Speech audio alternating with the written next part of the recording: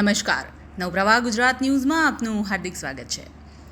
શિનોર તાલુકામાં હોળી ધૂળેટીના પર્વને લઈને વડોદરા જિલ્લા કલેક્ટર દ્વારા પ્રતિબંધ મૂકવામાં આવ્યો।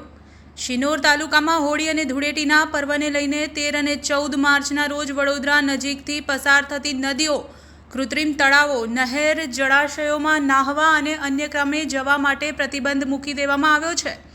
તમામ જળાશયોમાં નહીં જવા વડોદરા જિલ્લા કલેક્ટર દ્વારા હોળી ધૂળેટીના 2 દિવસ નદી અને તળાવો સહિત નાહવા માટેના સ્થળ ઉપર પ્રતિબંધ મૂકવામાં આવ્યો છે, જેમાં દિવેર, મઢી નદી, નારેશ્વર, માલસર, શિનોર, પોઈચા, બ્રિજ, ચાણોદ સહિત નદીઓમાં નાહવા જવા માટે પ્રતિબંધ મૂકી દેવામાં આવ્યો છે।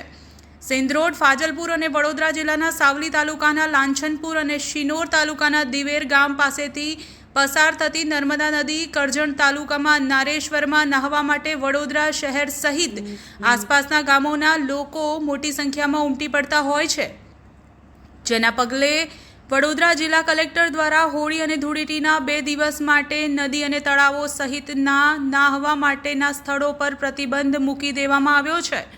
શિનોર પોલીસ દ્વારા સઘન બંદોબસ્ત ગોઠવવામાં આવ્યો છે। નવપ્રવાહ ગુજરાત ન્યૂઝ, હિના પંડ્યા।